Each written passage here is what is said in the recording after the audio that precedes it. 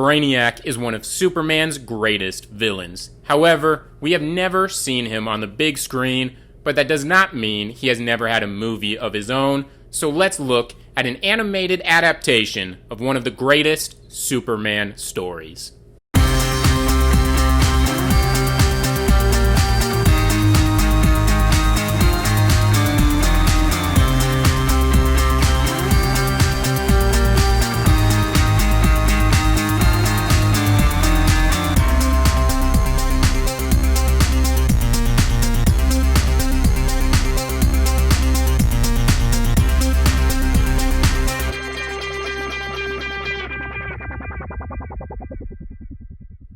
Welcome to the summer of Superman as it starts to come to a close. I've already discussed Superman's live-action theatrical portrayals, but most of my personal favorite Superman stories are actually some animated direct-to-video films. So let's take a look at one of my favorites, Superman Unbound. So from the late aughts into the early 2020s, DC would release about 3-ish animated movies every year under their DC Universe original animated movies line. Now, more often than not, there were other films released that were direct-to-video animated movies with DC characters like the Lego movies and the Batman Unlimited films. However, within the main line, there were usually just 3. And starting in 2013 with Justice League The Flashpoint Paradox, about 2 out of those 3 films would all take place within the same continuity, creating their own movie universe, known as the DC Animated Movie Universe, or as I usually call it, the DCAMU. But the last film before they started doing that, the film that came out before the Flashpoint Paradox, was an adaptation of the amazing Geoff Johns Superman story, Superman Brainiac.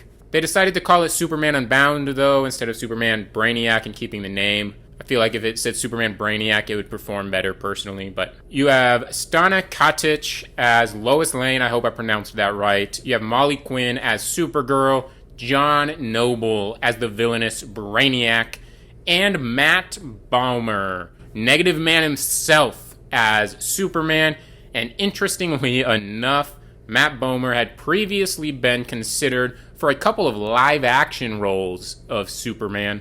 In Superman Unbound, you have Lois and Clark in a secret relationship. Lois already knows that Clark is Superman, and she wants to have a somewhat normal relationship, at least with Clark Kent. She wants to go on dates in public. She doesn't want to hide the fact that she is dating Clark Kent, because publicly she would be dating Clark Kent, not Superman. However, Superman, aka Clark Kent, still has reservations because, in his mind, a supervillain might accidentally discover or purposefully discover his secret identity and therefore could use Lois to get to Superman. It's an age-old story about why secret identities exist. Now, I mainly just bring this up because it relates to the overall theme of the film, in the sense that Lois is telling Clark that if he constantly lives in fear and in secrecy, then he's never going to actually have a life. And she wants to have a life with Clark, and wants Clark to have a life with her. And so this film explores the idea of what it is to have a life, and what a life is. And Brainiac is the perfect villain to tell that type of thematic story with.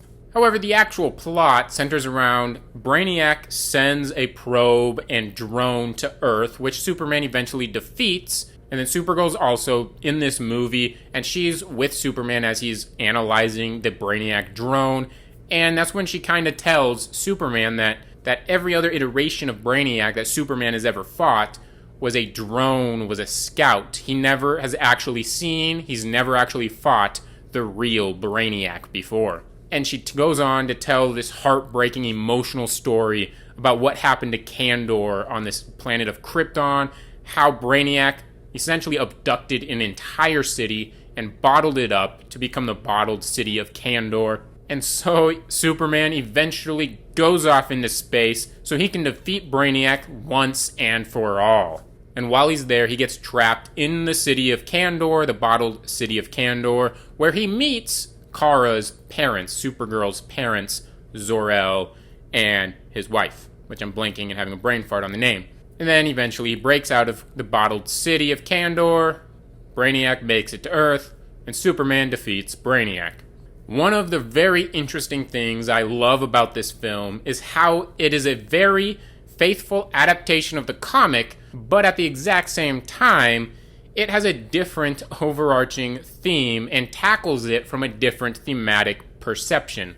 The book explores a theme that is very similar to James Gunn's Superman, where it's about what makes you human. You know, Brainiac is saying lines about, like, why do you care about these people so much? You're not even human. He says that stuff to Superman all the time in the book, and so the whole book is mostly about about Superman being human and why he's still human if his DNA is Kryptonian. Plus, the book more explores his relationship with his father and his mother and his parents. Whereas in the movie, it's more about his relationship with Lois, and it's about how you live a life and what a life is. Because in Brainiac's eyes, the Kryptonians that live in Kandor, he's keeping them alive forever. They should be thankful for them. They should be thankful for that because they're alive and they're not de-aging. They're living their life in Brainiac's eyes. But as Zor-El puts it, they're not allowed to speak ill of Brainiac. They're not allowed to discuss almost anything. And so they can't free think for themselves. And essentially, their hearts are beating, but they can't actually live. And there are a couple other differences. In the book, Superman never actually gets transported into the bottled city of Kandor. Kandor still plays a major role in the book, in the story, but he never physically gets transferred into the city. And also the ending, I'm not going to spoil the book, but the book has a very tragic ending with regards to a specific character, whereas the movie pretty much just has a very happy ending. Personally, I think the ending in the book is more impactful, but it's more impactful if it's an ongoing franchise, which the comic books are. Whereas in this movie, it's a singular standalone film. It's not going to broaden out into a connected universe. So I think it's better to go with a happy ending, bring the audience home happy, basically. Overall, I love this movie because it tackles one of my favorite Superman comics from a different thematic angle, but still manages to be a faithful adaptation, in my opinion.